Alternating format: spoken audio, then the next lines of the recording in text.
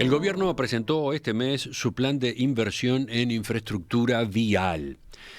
El anuncio era muy esperado por varias razones, porque para la competitividad del país es importante desarrollar y mantener la red de rutas nacionales, por el impacto que la obra pública tiene en la economía y en el empleo, golpeados durante la pandemia, y también porque, luego de 2 años de trabajo, se darían a conocer los nuevos contratos público-privados que, según las autoridades, permiten acelerar este tipo de trabajos. Concretamente, el Ministerio de Transporte y Obras Públicas informó que durante todo el periodo de gobierno se invertirán 3.300 millones de dólares ejecutando obras en 81% del total de las rutas del país. Por eso, este nuevo plan de obras en rutas nacionales fue definido por el Poder Ejecutivo como el mayor de los últimos tiempos. Los trabajos implican el mantenimiento de 4.440 kilómetros de rutas, el cambio de estándar en el pavimento de 2.610 kilómetros, pasando de bitumen a mezcla asfáltica o hormigón, y también obras nuevas en 642 kilómetros. Además, se construye 227 puentes nuevos, 100 nuevas rotondas, 10 nuevos intercambiadores. En el acto de lanzamiento se puso énfasis en los nuevos contratos de rehabilitación, mantenimiento y financiación, identificados con la sigla CREMAF, un mecanismo de concesión a privados que, según el director de la OPP, Isaac Alfie, es más ágil y menos costoso para el Estado que los contratos PPP, participación público-privada, que se implementaron durante las administraciones anteriores. Vamos a profundizar en este plan, su alcance, su financiamiento. Para eso estamos con el ministro de Transporte y Obras Públicas, José Luis Falero. Ministro Falero, buen día, gracias por acompañarnos. Buen día, ¿qué tal? ¿Cómo le va, Miguel? Un gusto estar con ustedes. Hay una cantidad de preguntas y seguramente varias de ellas en sintonía con inquietudes de los oyentes, ¿no? Que deben conocer tal o cual ruta en la que hay este inconveniente o aquel otro, y entonces, bueno, en esa se va a trabajar, en cuál no. Pero vayamos de, digamos, de mayor a menor. En el conjunto del periodo, ustedes dijeron, habrá trabajos en el 81% del recorrido de las rutas nacionales. Es una proporción que impresiona, pero ¿qué quiere decir? Porque incluye obras de diferente importancia, ¿no? Sí, efectivamente. Tenemos obras que tienen que ver con mantenimiento tradicional en aquellas rutas donde el tipo de construcción es el adecuado para el tránsito que hoy tenemos y la carga que deben de soportar las rutas. En esos lugares está previsto en el entorno de los 4.000 y algo de kilómetros de mantenimiento tradicional, que refiere a, en algunos aspectos, bacheos, en otros recapado, y ese tipo de trabajos que se hacen necesarios para mantener en condiciones la red vial tradicional. Cuando digo la tradicional me refiero a esas rutas que han sido más atendidas en los últimos años, que son generalmente las rutas primarias, como ejemplo, ruta 5, 8, 9, 1, 3, que son rutas que ya tienen una característica propia de pavimento adecuado a la carga y que requiere sí una intervención prácticamente en cada periodo de adecuación de acuerdo al deterioro que va sufriendo como consecuencia del tránsito. Después tenemos, como muy bien lo dice, un cambio de estándar. Ese término a muchos oyentes les debe resultar raro, ¿no? Cambio de estándar del pavimento, o sea, se cambia la capa superior del pavimento, a ver. Exactamente, el cambio de estándar es justamente rutas que están construidas en tratamiento bituminoso doble, que es el tratamiento tradicional que Uruguay tuvo durante muchos años. Queremos levantarle el nivel a ruta primaria y pasarlo a mezcla asfáltica con un espesor superior a los 8 centímetros, para de alguna manera adecuarlo a lo que va a ser la ruta primaria. Y en ese aspecto es generar una mayor cantidad de rutas con esas características constructivas que nos brindan no solamente un mejor pavimento, una mayor durabilidad, sino que cuando se interviene en ese tipo de trabajo también se adecúan los anchos, las banquinas, va acompañado con medidas de seguridad, incorporación de rotondas en lugares que así lo requiera, mayor luminarias, que es un tema que a nosotros nos preocupa porque hemos encontrado una red vial que no estaba acorde a lo que había sido el crecimiento de la producción nacional y el crecimiento del parque automotor. Por eso hemos tenido que incorporar en este plan una fuerte inversión en ese tipo de cambio de estándar, ¿verdad? Eso sin duda va a cambiar significativamente la red vial y las condiciones que van a tener para el tránsito normal en estas rutas, ¿verdad? Así que en este rubro de cambio de estándar, una posibilidad es pasar a mezcla asfáltica, pero la otra es pasar a hormigón. Sí, efectivamente, hemos detectado algunas rutas que tienen una sobrecarga mayor, sobre todo, por ejemplo, día pasado hemos firmado el contrato en Ruta 25, que une la Ruta 3 con la 24, ¿Y eso es? a la altura de Yun. A la altura de Yun, ahí está. Exacto, que cuando va de Yun, ¿verdad?, hacia Fray Ventos, y ahí le hemos incorporado un hormigón porque hay un estudio de un alto volumen de tránsito pesado, como consecuencia de que también para esa zona hay un fuerte impacto de la forestación en la zona de Monte del Plata. Bueno, los estudios marcan que sería recomendable levantar aún más el estándar y pasarlo a hormigón, que tiene características, por supuesto, de mayor durabilidad, mayor costo, pero en esa ecuación nos está cerrando el pasaje a hormigón, como quizás sea en algún otro tramo, en la medida que vamos analizando con los ingenieros la mejor fórmula para la construcción. Lo que no queremos es que nos siga pasando lo que nos pasa en Uruguay, que cada poco tiempo estamos reparando rutas que se hicieron, ¿verdad? Que lamentablemente la hemos tenido, la hemos sufrido y ha sido algo tradicional y no quiero que me pase. Ejemplos de eso tenemos muchos. El más característico de todo, Ruta 30, ¿verdad? Que en el 2018 se inauguró desde la Ruta 5 Artigas y ya hoy estoy volviendo a hacer un contrato con 2 empresas para readecuarla a este tipo de pavimento que decía. Entonces, ya que ahora mencionó el caso de la Ruta 30, ahí estamos hablando de otro tipo de intervenciones. ¿Usted señaló que se va a hacer de nuevo ese tramo? Bueno, ahí sí, ahí tuvo un trabajo de estabilizado en algunos lugares, en algunos tramos, ¿verdad?, de cemento con una mezcla asfáltica fina, en otros tramos con tratamiento bituminoso. Y bueno, y lo que vamos a hacer ahora es pasarlo todo a carpeta asfáltica con un espesor no menor a los 8 centímetros, que nos va a permitir tener la tranquilidad que por lo menos por 7, 8 años no tengamos que estar encima de ella, y en caso de tener que hacer alguna intervención en ese periodo va a ser simplemente alguna pequeña reparación de algún bache que pueda surgir y es natural, ¿no? Sí, recordemos que esa obra, la de la Ruta 30, fue reclamada durante muchos años, era necesaria, era imprescindible, el estado en el que se encontraba esa vía de tránsito era muy malo.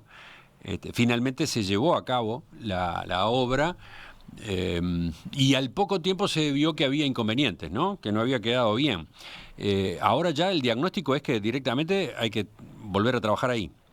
Sí, igual vamos a utilizar la base construida, vamos a hacer un escalificado del nivel superior del pavimento con un estabilizado de cemento, y encima de ello le vamos a poner una nueva mezcla de carpeta asfáltica ya para que nos dé la tranquilidad de la durabilidad. Ahora, una consulta a propósito de ese caso en particular.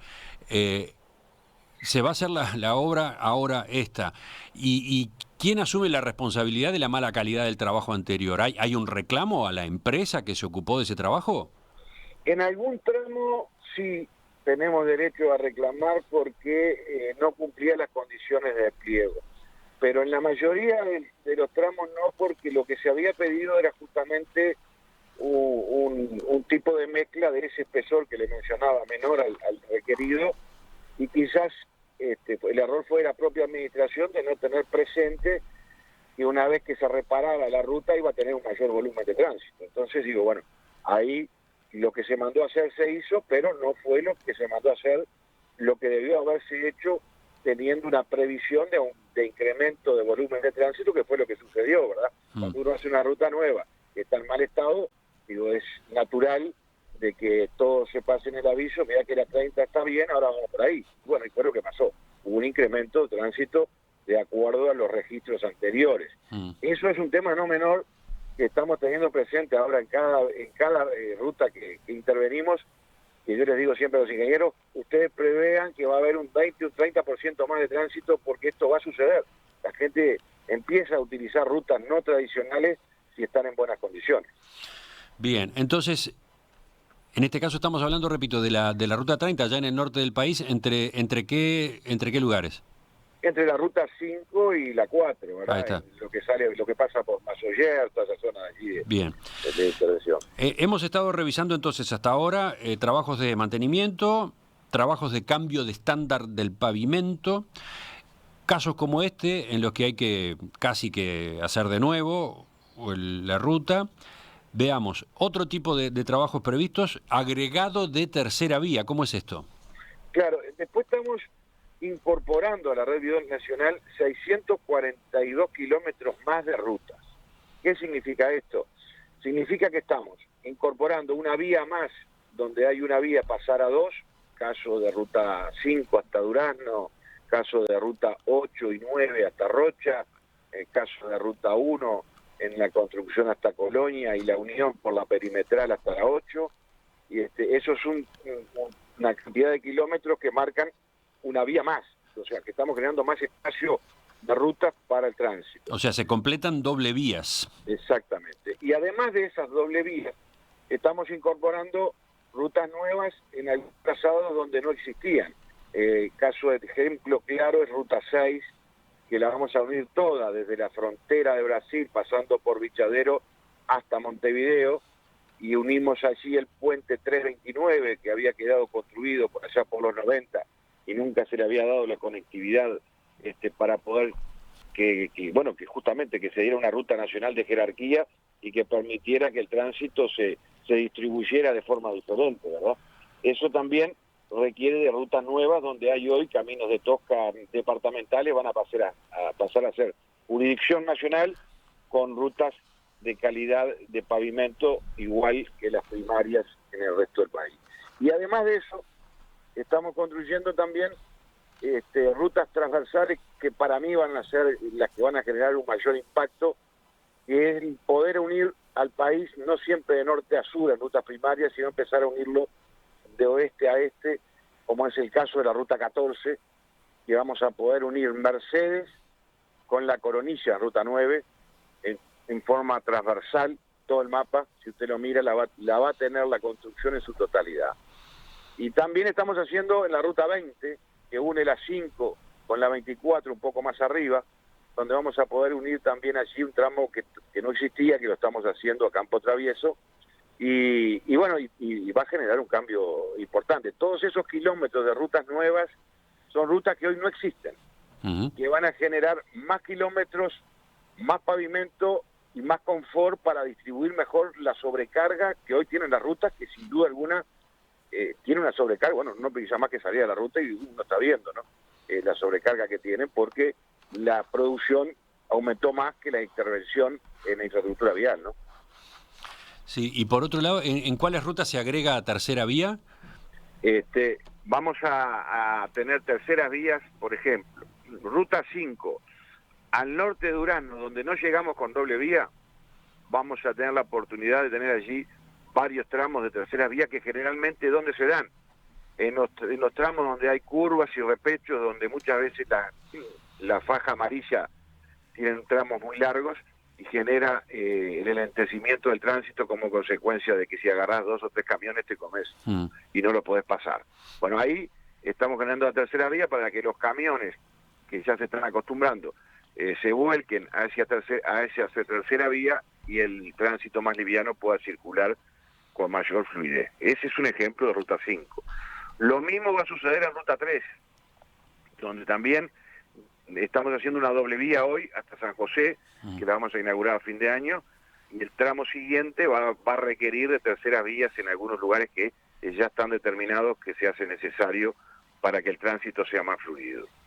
Y también estamos trabajando justamente a principio de esta semana con los ingenieros en analizar en profundidad lo que es el tránsito que se da por ruta 23, 12 y 2 hasta Fraiventos, que toda la zona de Cardona, Santa Catarina, que bueno, la que habitualmente se utiliza en el turismo cuando los argentinos vienen en temporada, vienen mucho por ahí, los que no vienen por ferry vienen la mayoría por Fraiventos, y ese tramo está pesado también, hay una fuerte producción, y ahí vamos a tener que incorporar terceras vías que no están definidas todavía la cantidad de kilómetros, pero están dentro de ese margen que dejamos liberado para los 75 kilómetros que vamos a construir. Bueno, para completar, digamos, el panorama de obras, hablemos de puentes. Hay puentes nuevos y hay mantenimiento de puentes existentes. Sí, en eso estamos muy contentos porque nos decían que es un récord, nunca en un periodo se había intervenido en 227 puentes, pero es natural que se intervenga por distintas razones.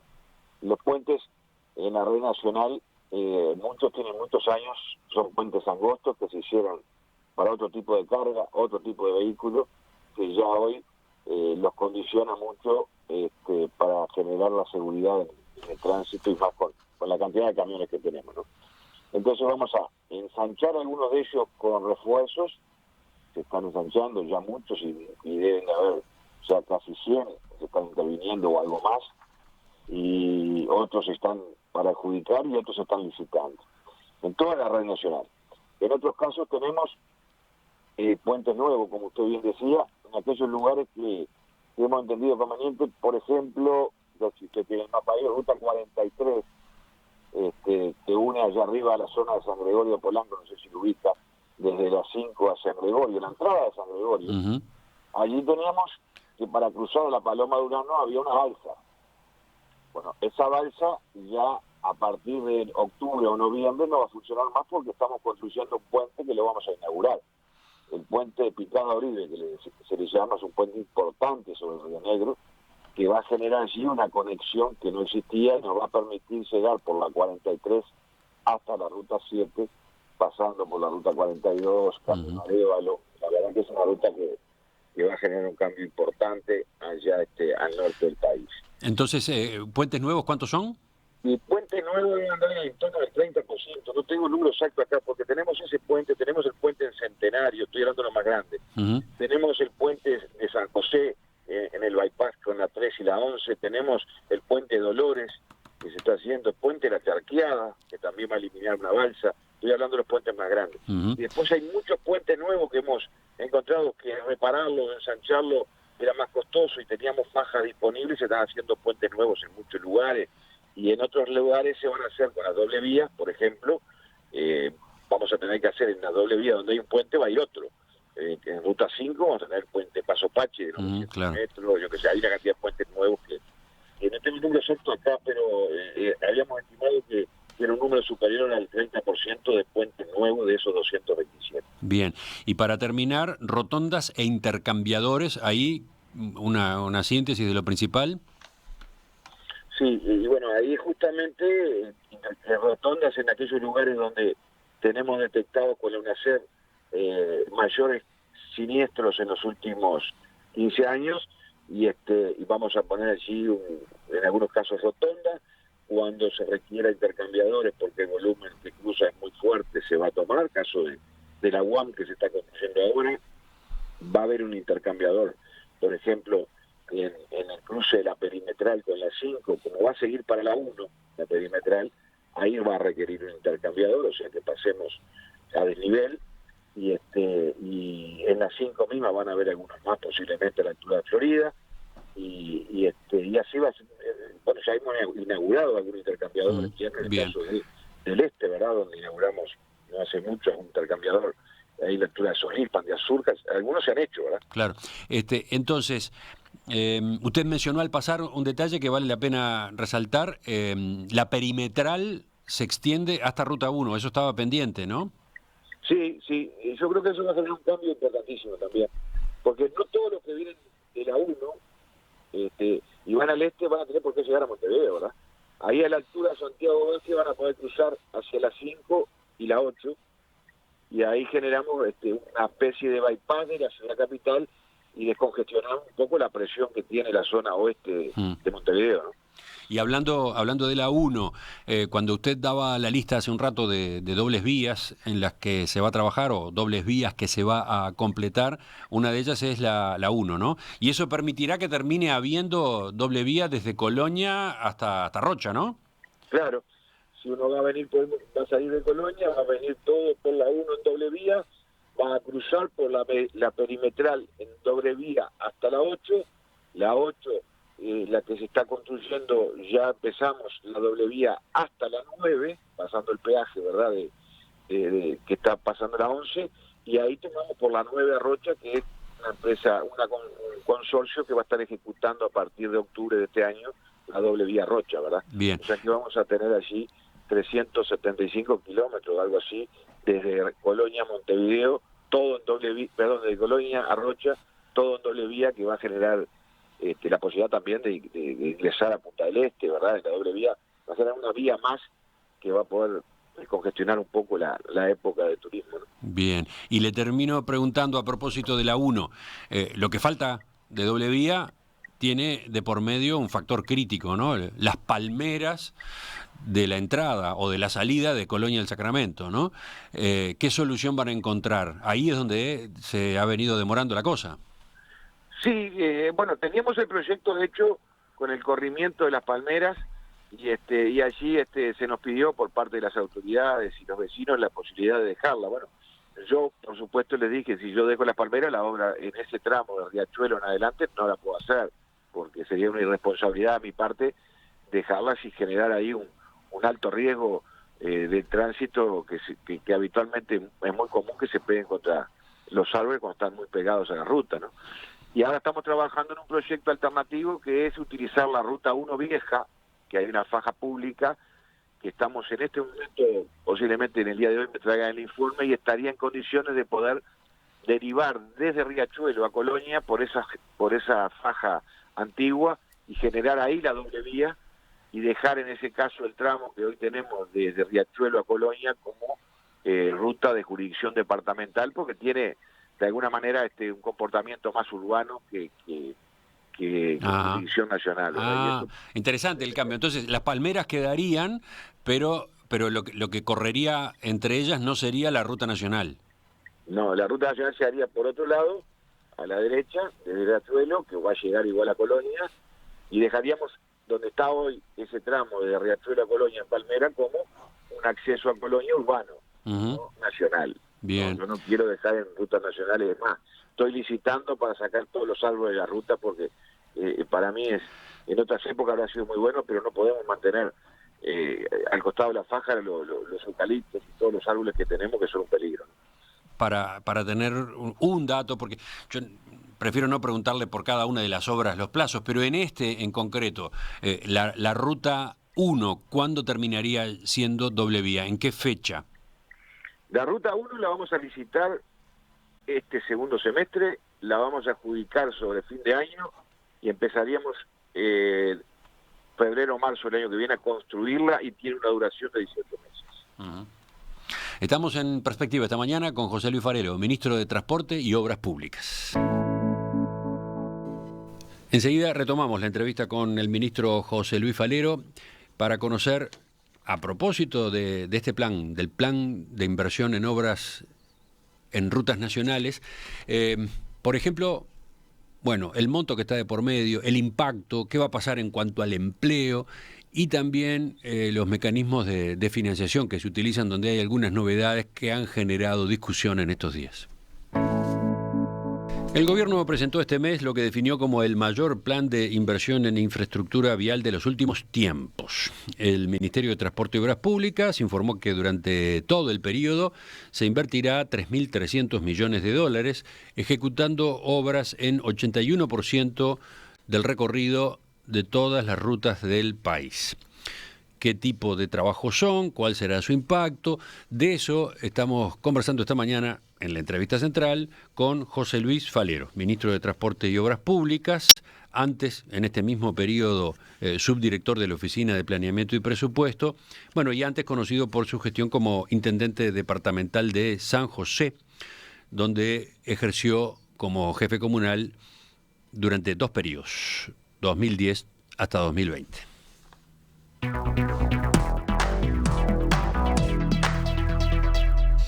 Preguntan algunos oyentes dónde está el detalle de las obras. Bueno, acá hemos ido recorriendo algunas, sí. Vamos a colocar la información correspondiente en nuestro sitio web, junto con la grabación de la entrevista en audio y en video, todo ese resumen, todo ese listado de obras, junto con algunos mapas también, que creo que va a servir para que se ubiquen los oyentes. Ministro, yo decía, ustedes señalaron que este plan de inversión en infraestructura vial llega a 3.300 millones de dólares. Se abrió una discusión sobre si efectivamente estábamos ante una inversión récord. Según los antecedentes que estuve revisando, efectivamente sí, es un máximo. Hay un estudio del Centro de Estudios Económicos de la Industria de la Construcción que señala, por ejemplo, que en el quinquenio pasado se invirtió en infraestructura vial unos 2.400 millones de dólares. 2.400. Incluso este monto que ahora se prevé supera las necesidades de inversión en infraestructura vial que había planteado ese centro, el Centro de Estudios Económicos. Hablaban ellos de 2.439. O sea, el mínimo, el necesario, era 2.439. ¿Por qué se fue más allá de esa cifra? Bueno, parte de ello creo que fue lo que le mencioné, porque más allá de la obra tradicional, que era muy común en Uruguay, se estimó conveniente modificar rutas que eran rutas secundarias, pasarlas y transformarlas en rutas primarias con el mejoramiento de cambio estándar.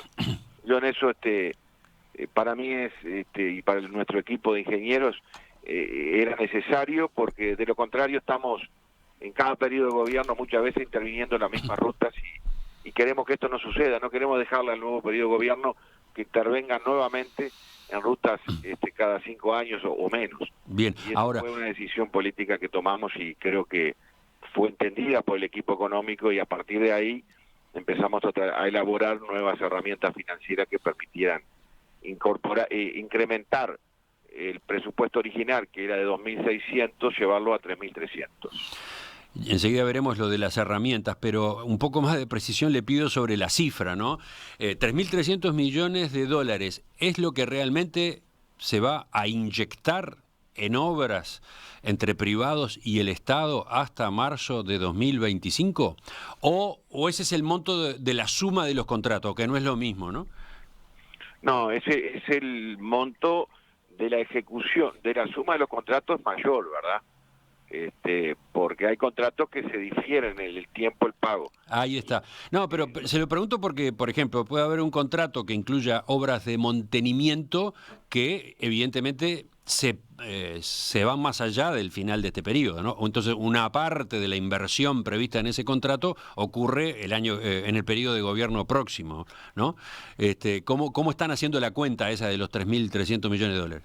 Y bueno, nosotros pensamos estamos abocados a ejecutarlos en este periodo. Ajá. De tal manera que nosotros, por ejemplo, en el 2020, que fue el primer año que el gobierno actual tuvo 9 meses, la inversión allí fue menor, fue de 300 millones de dólares ese año, como consecuencia de que es natural, porque no había presupuesto nuevo aprobado y se venía con el presupuesto de arrastre, que le decimos, ¿verdad? El segundo año ya logramos ejecutar obras por 500 millones de dólares y la estimación para este año de 905. Y la intención es mantener un ritmo similar al de este año en los próximos 2 años. Por eso, de esa manera llegamos a ese monto que estamos anunciando ejecutar en el periodo, ¿no? No, porque claro, te puede pasar incluso, yo que sé, que algún contrato no se adjudique o que haya problemas con el contratista que lleven a que no se ejecute la totalidad de lo que se está previendo, ¿no? Eso puede suceder sin duda, digo. Hasta ahora también hemos tomado una decisión que quizás no sea común, que estamos licitando obras con tramos relativamente chicos, ¿verdad? Ajá. Que son tramos de 40, 50 kilómetros. ¿Para qué? Para que las licitaciones de alguna manera vayan permitiendo que las empresas uruguayas todas tengan trabajo y se comprometan a ejecutar las mismas, ¿no? Otra aclaración, dentro de los 3.300 millones de dólares que se ha mencionado, que se ha anunciado, según veía, hay 500 millones de dólares en obras PPP que en realidad vienen de resoluciones del gobierno anterior, ¿no? Algunas sí y otras nuestras. Hay algunas como el circuito 0, toda la zona de Colonia, el circuito 1, que toda la zona de Mercedes, una parte de la ruta 14, vienen de atrás. Nosotros hemos firmado 3 PPP en este actual gobierno. Una de ellas fue la ruta 3, que se firmó en febrero del año 21, en la doble vía esta que mencionaba, San José, con el bypass ruta 11, que se está ejecutando ahora y se firmó en este periodo. Y yo personalmente firmé 2 PPP más en febrero de este año, que son la continuación de la ruta 14 hasta Lascano y la obra de ruta 6 desde Toledo Chico hacia arriba, hacia la ruta 12, que se está ejecutando ahora, ¿verdad? Hay 3 PPP firmadas este año que se están ejecutando y ya estamos ejecutando algunas que venían del gobierno anterior, como mencioné, ¿verdad? Uh-huh. Enseguida volveremos a PPP, CREMAF, etcétera, pero para terminar esta parte quiero preguntarle a propósito del impacto en empleo, ¿no? ¿Cuántos trabajadores empleados simultáneamente habrá a través de este plan? Bueno, nosotros estimamos que en este plan, que en esta inyección de obra pública que estamos generando ahora, se van a poder incrementar a unos 4.000 empleos más, como consecuencia de estas licitaciones que se están adjudicando y firmando contratos. ¿Cuántos dijo? ¿4.000 más? Unos 4.000 más. Ajá. Eso va a ayudar de alguna manera a mitigar lo que va a ser la reducción que tiene que ver con, por ejemplo, la reducción de la obra civil de UPM. Sí, por ahí iba mi pregunta, porque esa es una preocupación que está muy extendida, ¿no? ¿Qué ocurre cuando termina la obra de la construcción de la segunda planta de celulosa de UPM y sus proyectos conexos? Yo que sé, el ferrocarril central, la terminal granelera en el puerto de Montevideo, ¿no? Bueno, justamente, nosotros hoy tenemos en UPM en el entorno de 7.000 empleos en la obra civil, en el entorno de 2.000 y algo en ferrocarril central, y bueno, justamente este incremento en la obra vial va a ayudar en parte a mitigar eso. Y por otro lado... Pero entonces, a ver, saco cuentas, estamos hablando de más de 10.000 puestos de trabajo hoy, ¿no? O sea, hoy andan en el entorno de los 10.000 las obras que usted mencionó. Ahí está, y va a haber un momento estamos cercano el año que viene en el que esas posibilidades de trabajo desaparecen. El asunto es cómo se compensa. Usted acá hablaba de 4.000, de que se generarían 4.000. Exacto. Y la idea del gobierno justamente para los últimos 3 años no es solamente la red vial, sino que también se ha incorporado la inversión producto del refuerzo presupuestal al Ministerio de Vivienda para lo que es toda la construcción de obras de asentamiento, de regularización y construcción para asentamiento, que ahí va a generar la obra de inmobiliaria, la obra de casas, generalmente genera más empleo inclusive que la red vial. Ese es un punto, sí, que conviene incorporar en el análisis. Las obras viales son importantes, pero no son las que demandan más empleo, ¿no? Sí, la obra vial tradicional sí, lo que en este caso la característica que tiene la red vial es que está construyendo muchos puentes. Y los puentes sí generan... Ahí está. Por ejemplo, la parte de puentes sí genera más puestos de trabajo, las obras en ruta, mantenimiento, etcétera, menos, ¿no? Exacto. Por ejemplo, te doy un ejemplo concreto porque lo estuve revisando el otro día. El puente de la Charqueada hoy tiene 130 personas trabajando en un solo puente. Uh-huh. El puente de Picado Oliva tiene 120. O sea, a título de ejemplo, como para que tú un poco los escuchas entiendan. La cantidad de puentes va a ayudar a que el número sea mayor el tradicional en la red vial. Eso por un lado. Después lo otro que te decía, los asentamientos, estamos sin duda convencidos que va a generar un número importante. No tengo el número, pero generalmente eso tiene un fuerte impacto en la mano de obra. Y también lo va a tener lo que se definió del gobierno, la ejecución de 55 localidades donde se va a incorporar la red de saneamiento, que eso también genera mucho empleo en todas las localidades donde va a llegar la red de saneamiento para estos últimos 3 años, ¿no? Ujú. Y además de eso, tenemos también la construcción, producto del acuerdo con TCP del puerto, que ya el año que viene se va a empezar a ver obras en el puerto, ya se está instrumentando la licitación y va a generar también empleo. Y no podemos olvidar tampoco de que hay una cantidad importante de proyectos de inversión privada, que algunas han sido aprobadas y otras se están aprobando. Hay, por otro lado, también un fuerte impulso a la producción de hidrógeno verde, que va a generar también allí obras de infraestructura para poder transitar ese camino. Nosotros, en lo personal y con la ministra de Economía, estamos convencidos que vamos a poder mantener estable la mano de obra de la construcción, que hoy está por encima de los 50.000 empleos, y que ya de pique 50.000 empleos es un número que no es fácil mantener, y estamos convencidos que lo vamos a lograr en estos 3 o 4 años próximos. Sí, ese es el gran desafío, ¿no? Ahí está la discusión, si se llega, si no se llega. Exactamente. No es solamente obra pública, como le decía, hay mucha obra privada que va a acompañar ese proceso, y estamos también monitoreándolo permanentemente. Enseguida, en la última parte de la entrevista, quiero preguntarle a propósito de los cambios en los contratos. Esto que para muchos es jeroglífico, es difícil de bajar a tierra. La diferencia, por ejemplo, entre PPP y CREMAF, ¿por qué se hace concretamente esa variante y qué ventajas tiene? Lo vemos enseguida. Radio Mundo 1170 AM. ¡Viva la radio! Estamos con el ministro de Transporte y Obras Públicas, José Luis Falero. Estamos conociendo algunos detalles del Plan Nacional de Inversión en Rutas Nacionales. Estamos incluso, bueno, con más preguntas de las que podemos plantear, si me guío por lo que viene en el WhatsApp con los oyentes, ¿no? Como usted se imaginará, ministro, este tema despierta todo tipo de inquietudes, muy localizadas además, ¿no? Le hago una de las preguntas que llegan, el puente sobre el río Yí en Durazno está en reparación. Muchas veces la espera para cruzarlo es de horas. ¿Cuándo terminará ese trabajo? Consulta Mariana. Sí, efectivamente, tuvo un trancazo grande desde abril para atrás, ¿verdad? Que lo teníamos en una sola senda de circulación.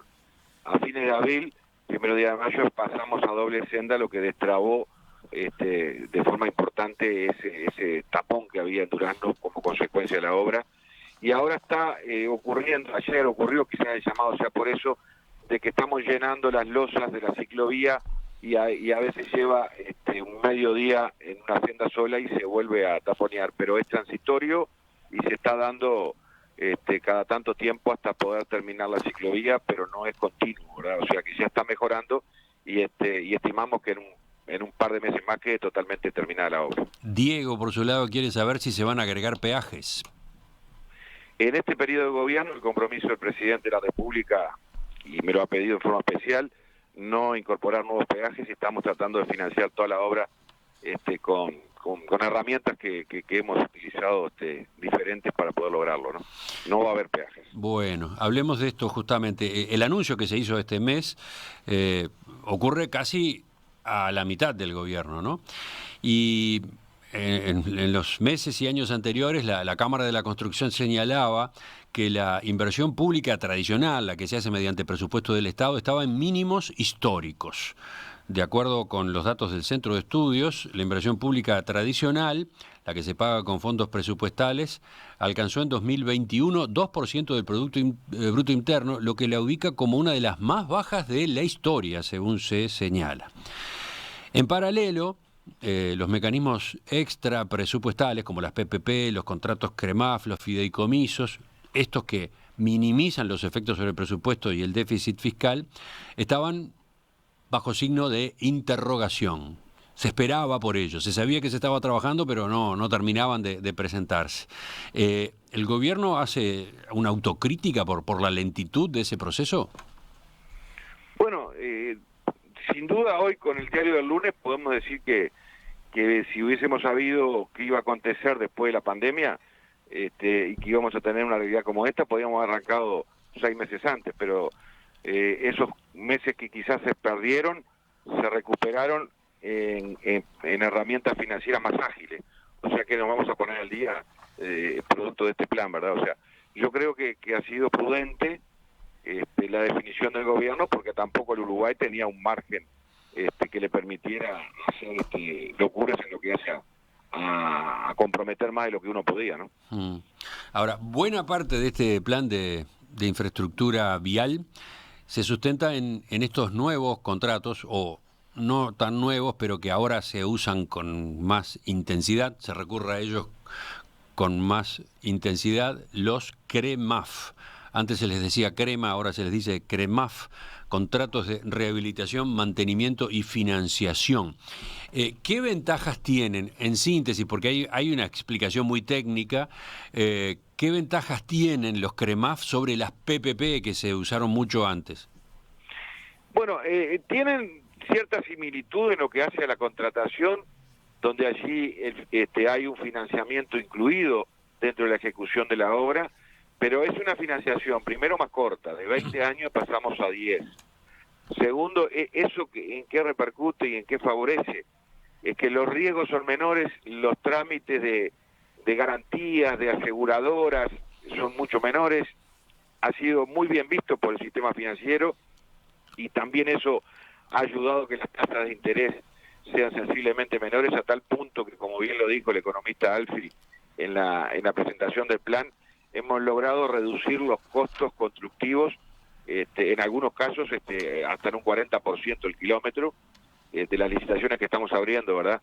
Y esto significa que con una herramienta más segura, más garantista, podemos lograr herramientas que tienen similitud, pero a su vez también tiene menores costos de financiamiento en sí mismo. Y eso creo que ha sido favorable. Las PPP, por ejemplo, las garantías eran tan grandes que le obligaba al privado a tener que hacer prácticamente una ruta nueva a mitad de término, y yo creo que si las hacemos bien desde el vamos, no necesariamente el Uruguay tenga que hacerla nuevamente a mitad de término, tiene que durar más, y estamos jugados a eso. Por eso todo lo que mencioné de los cambios de estándar, de los cambios de modificación de la parte constructiva.